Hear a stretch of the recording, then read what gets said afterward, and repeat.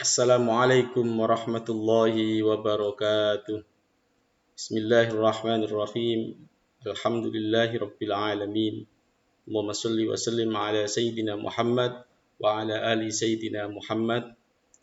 Anak-anakku, bertemu kembali di pembelajaran pendidikan agama Islam kelas 11, melanjutkan materi minggu yang lalu, yaitu beriman kepada kitab-kitab Allah Subhanahu wa Ta'ala.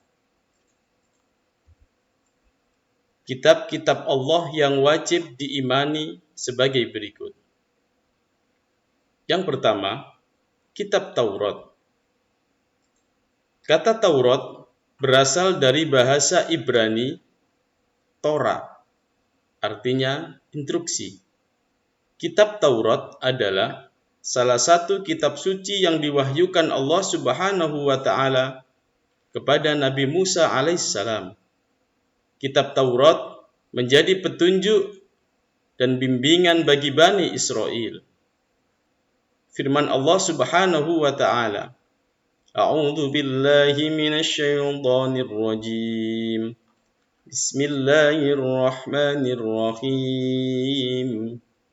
Wa ataina Musal kitaba wa ja'alnahu hudan li bani Israil alla tattakhidu min duni wakila. Yang artinya, dan kami berikan kepada Musa kitab Taurat, dan kami jadikannya petunjuk bagi Bani Israel. Janganlah kamu mengambil perlindungan selain aku. Al-Quran, Surat Al-Isra, ayat 2. Kitab Taurat adalah kitab yang diturunkan kepada Nabi Musa alaihissalatu wassalam di atas Bukit Tursina atau Gunung Sinai. Isi pokok kitab Taurat dikenal dengan 10 hukum. 10 hukum tersebut berisi asas-asas keyakinan atau akidah dan asas-asas kebaktian atau syariah. Yang pertama, Taurat berisi tiada Tuhan selain Allah Subhanahu wa Ta'ala. Dan yang kedua, jangan menyembah berhala. Jangan mempersekutukan Allah. Sucikan hari Sabat atau hari Sabtu. Hormati kedua orang tuamu. Jangan membunuh. Jangan berzina. Jangan mencuri. Jangan bersumpah palsu. Dan yang ke-10, isi Taurat adalah jangan menginginkan milik orang lain atau menginginkan hak orang lain. Yang kedua, kitab yang wajib kita imani adalah kitab Zabur.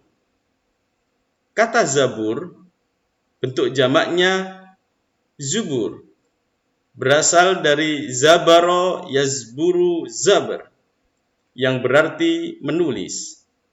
Makna aslinya adalah kitab yang tertulis. Zabur dalam bahasa Arab dikenal dengan sebutan Mazmur. Dalam bahasa Ibrani disebut Mizmar, yaitu nyanyian rohani yang dianggap suci. Zabur adalah kitab suci yang diturunkan Allah Subhanahu wa Ta'ala kepada kaum Bani Israel melalui utusannya yang bernama Nabi Daud alaihissalam. Anak-anakku yang dirahmati oleh Allah Subhanahu wa Ta'ala, ayat yang menegaskan keberadaan kitab Zabur antara lain Al-Quran, Surat An-Nisa, ayat 163. Mari kita baca bersama-sama. A'udzu billahi minasy syaithanir rajim. Bismillahirrahmanirrahim. Inna awhayna ilaika kama awhayna ila Nuhin wan nabiyyina min ba'di وأوحينا إلى إبراهيم وإسماعيل وإسحاق ويعقوب والأسباط وعيسى وأيوب ويونس وهارون وسليمان وآتينا داود زبورا. Artinya, sesungguhnya kami mewahyukan kepadamu Muhammad sallallahu alaihi wasallam sebagaimana kami telah mewahyukan kepada Nuh dan nabi-nabi setelahnya.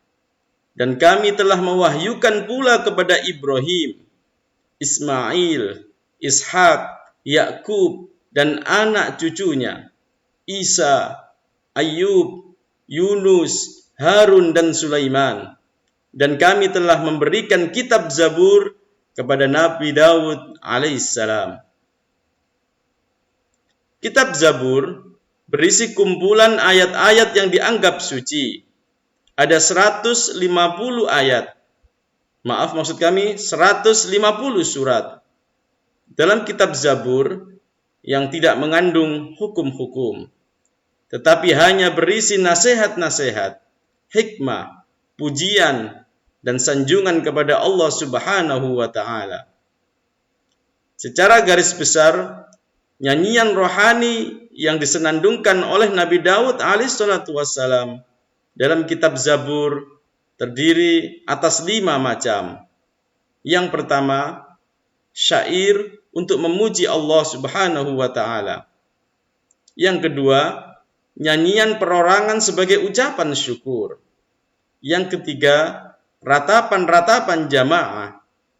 Yang keempat, ratapan dan doa individu.